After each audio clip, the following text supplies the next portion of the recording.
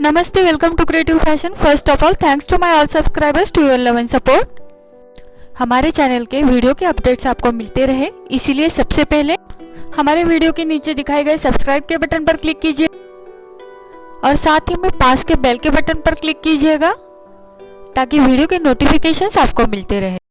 आज हम देखेंगे पाउच चूड़ीदार यानी थैला चूड़ीदार विद बेल्ट। वैसे तो हमारा विदाउट बेल्ट थैला चूड़ीदार का एक वीडियो अपलोडेड है, आप वो भी देख लीजिएगा। तो आज के इस वीडियो में हम विद बेल्ट थैला चूड़ीदार की कटिंग और स्टिचिंग देखेंगे। इसमें 2 मीटर कपड़ा यूज होता है। पूरे डिटेल्स के साथ, पूरे मेथड के साथ मैंने ये बताया है। तो चलो हम शुरू करते हैं। सबसे पहले हम देखेंगे यहाँ पर मेजरमेंट्स। फुल लेंथ है हमारी 40 इंच, हिप है हमारा 36 इंच, क्रॉच लेंथ हमें निकालनी है और बॉटम है हमारा 5 इंच। तो क्रॉच लेंथ हम यहाँ पर निकालेंगे। क्रॉच लेंथ निकालने के लिए हमें हिप का तीसरा हिस्सा लेना है, यानी हिप डिवाइडेड बाय 3 करना है।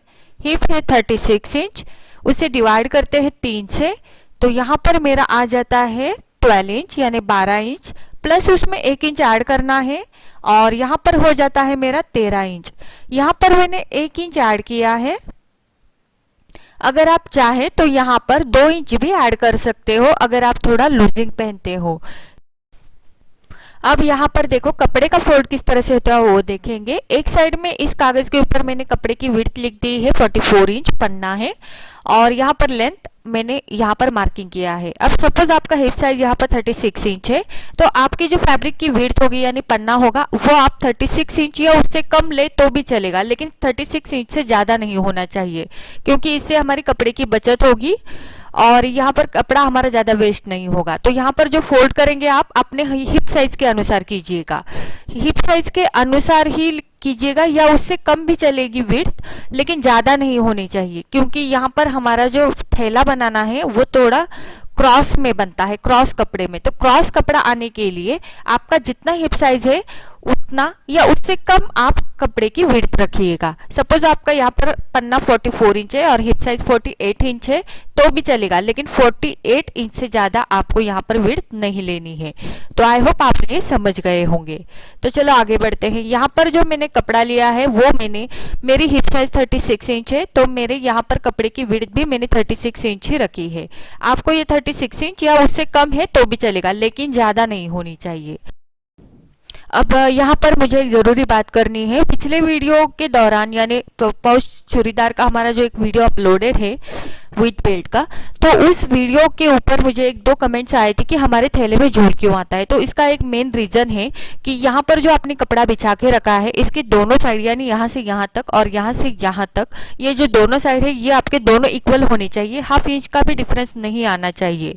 ये दोनों साइड आप बराबर से कर लीजिएगा और उसके बाद ही आप ये कपड़ा कटिंग के लिए ले लीजिएगा। तो इसका एक मेन रीज़न है। तो चलो हम आगे बढ़ते हैं। अब इस कपड़े को मैंने यहाँ से फोल्ड किया है। अब मैं यहाँ से तिरछा मेजरमेंट लूंगी तो वो मेरा कितना होगा। फुल लेंथ में से बेल्ट का माइनस करना है। फुल लेंथ है 40 इंच, उसमें से बेल्ट माइनस किया 7 इंच, 33 इंच आ गया। 33 इंच प्लस उसमें चूड़ी आप कितनी लेनी चाहते हो एक्स्ट्रा की, तो चूड़ी के लिए मैंने 20 इंच एक्स्ट्रा लिया है तो उसमें मैंने 20 इंच ऐड किया, प्लस उसमें 3 इंच ऐड करना है जो कि सीम मार्जिन के लिए हम ऐड करते हैं। तो यहाँ पर मेरा पूरा आ जाता है 56 इंच। तो मैंने यहाँ पर 56 इंच पर मार्किंग किया। अब यहाँ से यहाँ जो तिरछी लाइन बनेगी वो है मेरे 21 इंच पर, कि जैसे कि क्रॉच लेंथ प्लस उसमें बॉटम का ऐड करना है 5 इंच, प्लस उसमें मैंने 3 इंच ऐड किया और यहाँ पर मेरा हो जाता है 21 इंच। तो यहाँ पर मेरी जो तिरछी लाइन बनेगी आगे की ओर वो मेरी बनी है 21 इंच पर।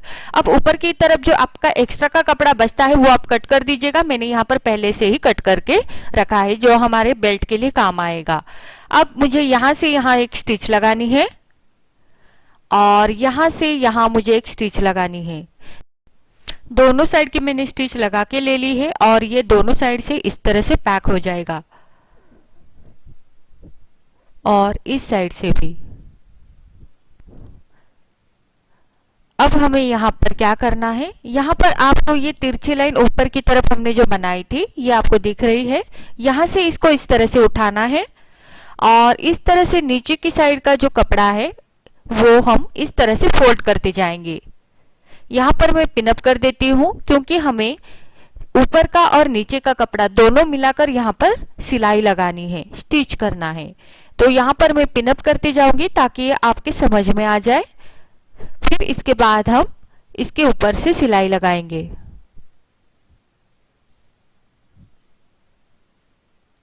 अब थैला बनाने के लिए जैसे कि हमने पिनअप किया था वहां से मैं यहाँ पर सिलाई लगा रही हूँ। ये पूरी सिलाई हम लगाएंगे। ये सिलाई जो होती है वो थोड़ी सी क्रॉस कपड़े के ऊपर होती है, यानी कि ये जो थैला बनता है ये क्रॉस बनता है। तो ये सिलाई है एक बार लगाने से अच्छी तरह से नहीं बैठती। एक बार लगाने के बाद कपड़े को थोड़ा सा और खींचना है और इसको डबल सिलाई लगानी है।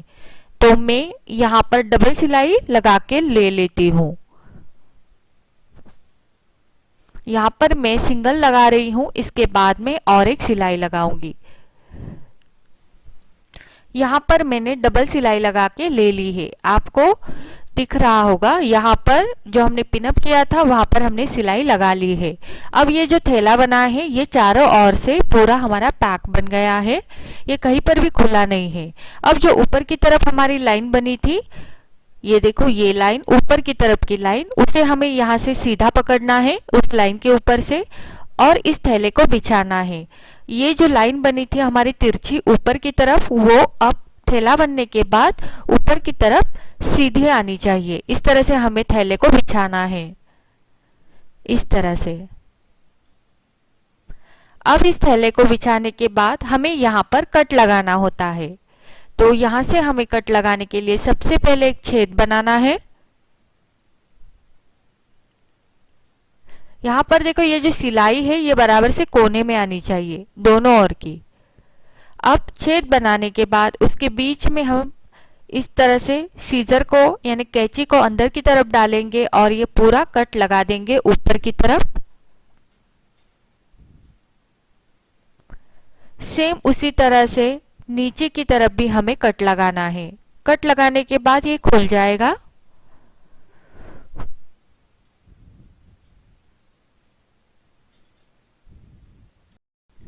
नीचे की तरफ भी ऊपर की तरह सेम हमें स्ट्रेट कट लगाना है और इस थैले को खुला करना है दोनों साइड से।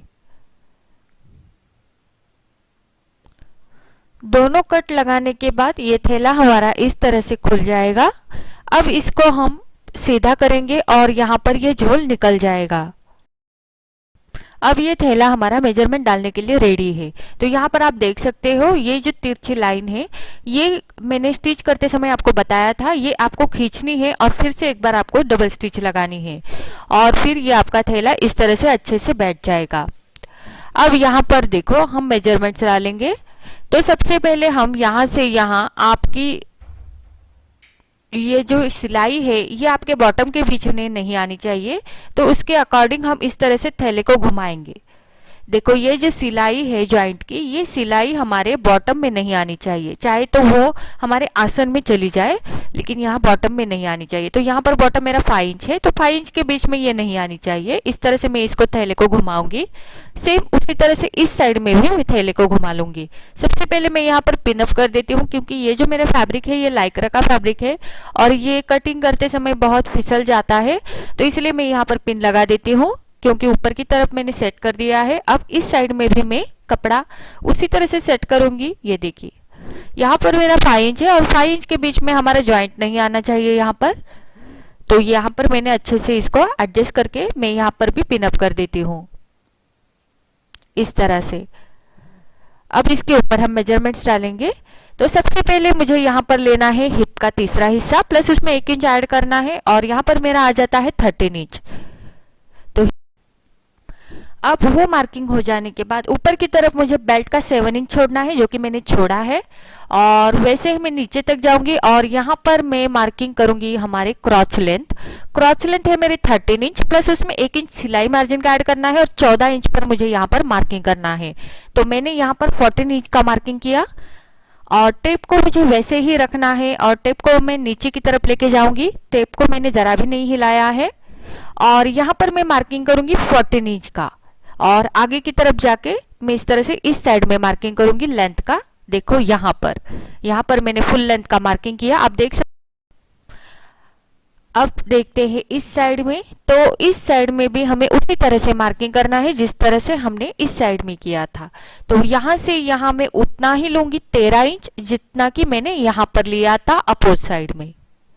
अब मुझे बेल्ट के लिए 7 इंच ऊपर की तरफ छोड़ना है और 14 इंच पर मैं यहाँ पर क्रॉच लेंथ का मार्किंग करूंगी जैसा कि मैंने इस साइड में किया था।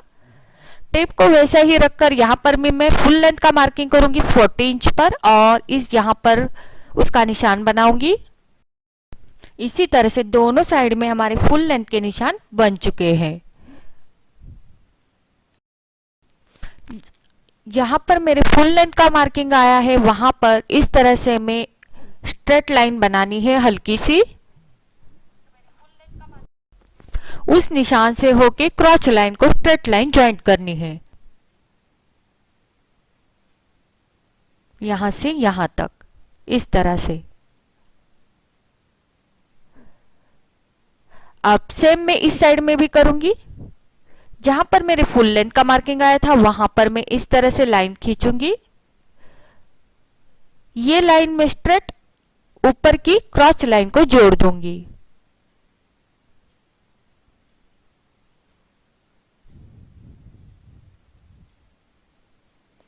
तो यहां पर इस तरह से हमारे लाइंस बन जाएंगे।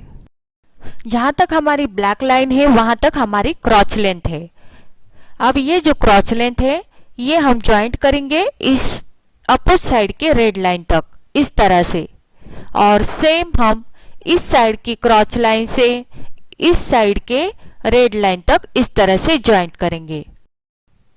तो इस तरह से हमारे दोनों साइड के पैरों के निशान यहाँ पर बन जाते हैं। दोनों लेग्स के पार्ट के निशान मैंने यहाँ पर बना दिए हैं। तो आप देख सकते हो ये निशान हमारे किस तरह से बने हैं और उसके ऊपर से मैं यहाँ पर कटिंग कर दूंगी। यहाँ पर एक साइड का लेग्स का पार्ट निकल आ चुका है। अब दूसरे साइड के लेग्स के पार्ट की हम कटिंग कर देते हैं।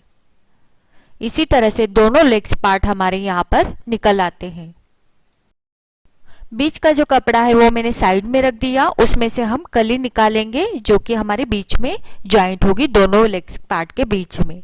दोनों लेग्स के पार्ट मैंने इस तरह से सीधे करके यहाँ पर रख दिए हैं। अब हम बीच की जो कली है उसका कटिंग करेंगे। उसके लिए जो बीच में कपड़ा बचा था वो हम यूज करेंगे। तो इस कपड़े के ऊपर से हम कली निकालेंगे। इस कपड़े को हमें इस तरह से फोल्ड करके लेना है। इसको और एक बार हम इस तरह से फोल्ड करेंगे। यहाँ पर कली निकालने के लिए आप 1.5 से 2 इंच इसकी विड्थ रखिएगा और 3 to 4 इंच तक इसकी लंबाई रखिएगा और इस कली को कट कर दीजिएगा। ये कली बिठाने का मकसद यही होता है कि हमारी जो चूड़ीदार पजामा है वो ज़्यादा दिनों तक टिका रहे और उसकी जो सिलाई है वो उधड़ न जाए क्रॉच लेंथ में से। तो इसलिए ये कली हम बीच में लगाते हैं और ये डबल करके लगाते हैं ताकि इसकी लाइफ जो है वो ज़्यादा बढ़ रहती है। अब इस कली को हमें बीच में ज्वाइंट करना है। तो ये हमारी जो क्रॉच लेंथ है दोनों लेग्स पार्ट के बीच में, क्रॉच लेंथ के बीच में इसे ज्वाइंट करना होता है। वो हम स्टिचिंग करते समय आपको बता देंगे। तो इस तरह से ये हमारा पूरा कटिंग हो चुका है।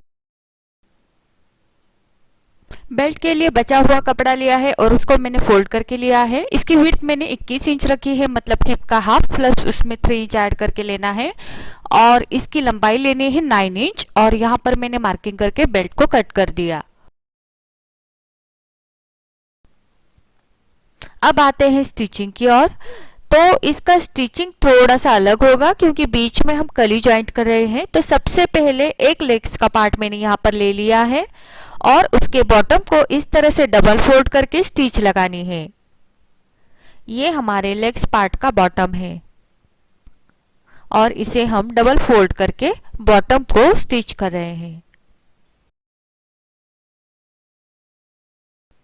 बॉटम स्टिच हो जाने के बाद इसको हम सेंटर में फोल्ड करेंगे और इसकी फिटिंग कर देंगे। तो इस बॉटम को मैंने इस तरह से उल्टी साइड में फोल्ड किया और 1 इंच का सिलाई मार्जिन लेते हुए हम इस एक ही लेग्स के पार्ट की फिटिंग करेंगे। इसी तरह से दूसरे साइड के लेग्स के पार्ट का भी बॉटम रेडी करके उसकी भी हम फिटिंग कर देंगे क्रॉच लेंथ तक।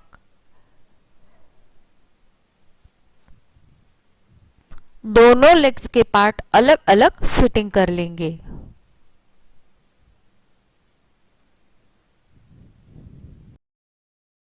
यहाँ पर क्रॉच लेंथ तक ही फिटिंग की है और क्रॉच लेंथ जो है हमारी वो ओपन है।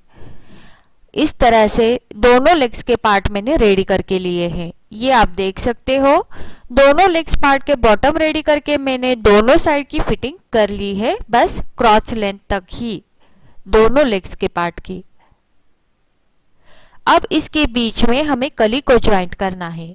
तो सबसे पहले ये जो कली का कपड़ा है ये हमने डबल कट किया था, तो इसको एक दूसरे के ऊपर रखकर साइड से स्टिच लगा लेते हैं ताकि ये दोनों जो कपड़े हैं वो एक दूसरे को अच्छे से अटैच हो जाए। स्टिच हो चुकी है, अब ये ज्वाइंट करना देखते हैं।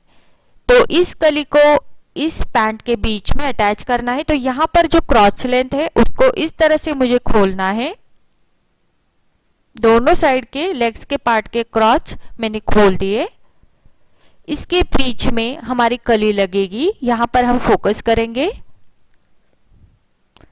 ये जो हमारी तैयार कली है इसको इस तरह से सेंटर में फोल्ड करके दोनों तरफ नॉच लगाने हैं। ये सेंटर नॉच लगेंगे। अब इस कली को यहाँ पर बराबर से सेंटर में रखना है। सेंटर को सेंटर मैच करेंगे और इस तरह से मैं यहाँ पर पिन अप कर दिया। जिस तरह से इस साइड में किया उसी तरह से मैं इस साइड में भी सेंटर से होके पिन अप कर देती हूँ। ये मैंने क्रॉच को पिन अप कर दिया, ज्वाइंट कर दी कली एक साइड से। सेम उसी तरह से दूसरी साइड में भी मैंने ज्वाइंट कर दी है। आप देख सकते हो ये किस तरह से दिखती है। जब हम ये सिलाई लगाएंगे और इसको इस तरह से फोल्ड करेंगे तो ये सेंटर में हमारी कली इस तरह से दिखेगी। अब हम जहां पर पिन अप किया है वहां पर सिलाई लगाएंगे। कली ज्वाइंट हो जाने के बाद ये क्रॉच हमारे इस तरह से ज्वाइंट होंगे। ये देखो यहां से यहां तक दोनों साइड के क्रॉच हमारे ज्वाइंट होंगे कली लगने के बाद। अब हम यहाँ पर सिलाई लगा लेते हैं। तो यहाँ पर मैंने सिलाई लगा के क्रॉच को ज्वाइंट कर दिया है जिस तरह से मैंने आपको दिखाया था। ये देखिए यहाँ पर क्रॉच और कली दोनों ज्वाइंट हो चुके हैं। ये सीधी साइड में इस तरह से दिखेगा। यहाँ पर हमारी कली ज्वाइंट हो चुकी है। अब हम इसको बराबर से यहाँ पर फोल्ड करेंगे। फोल्ड हो जाने के बाद ये हमारा नीचे का पार्ट रेडी है बेल्ट को ज्वाइंट करने के लिए। तो यहाँ पर मैंने बेल्ट को पहले से ही रेडी करके रखा है। ये हमारे पहले के कई वीडियो में हो चुका है बेल्ट को किस तरह से रेडी करते हैं। अब इस बेल्ट को बराबर से सेंटर में फोल्ड करके बैक साइड में सेंटर नॉच लगाते हैं। फिर से इसको खोलकर बराबर से सेंटर में फोल्ड करेंगे जिस तरह से वीडियो में दिखाया है। अब इसको बैक साइड में लेते हैं। जहां पर नॉच लगाया है इस तरह से ऊपर की तरफ वो नॉच लेंगे। उस नॉच के ऊपर बराबर से हमें लेग्स का जो नीचे का पार्ट है वो रखना है सेंटर में। ये हमारी बैक साइड होगी। बैक साइड में हमें यहाँ पर एक प्लिट्स लेनी होती है जो कि उल्टी साइड से हमें इस तरह से लेनी है।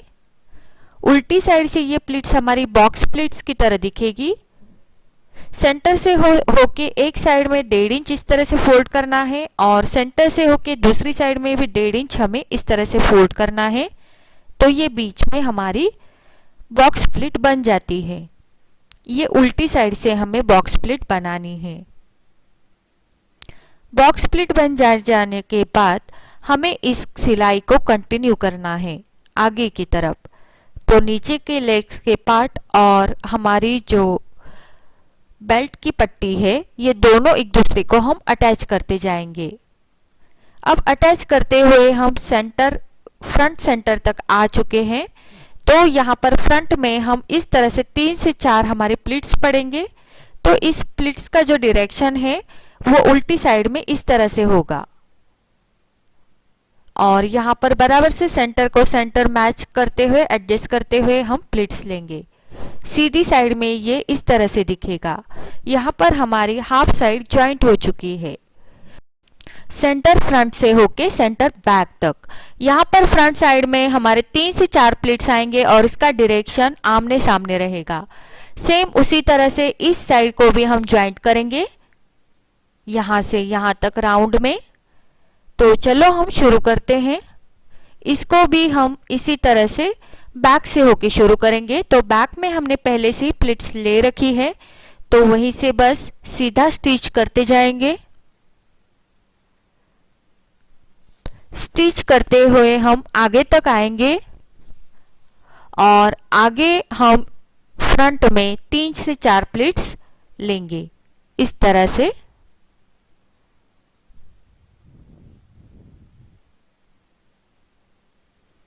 यहाँ पर हमारे 3 से 4 प्लीट्स बन जाएंगे। पूरी सिलाई हो जाने के बाद ये हमारा रेडी हो चुका है। यहाँ पर आप डबल सिलाई लेकर लीजिएगा। इसको मैं सीधी साइड में रख देती हूँ। तो ये हमारा पूरी तरह से तैयार हो गया है। तैयार हो जाने के बाद ये इस तरह से दिखेगा। ये फिटिंग में भी बहुत ही अच्छे से आया है।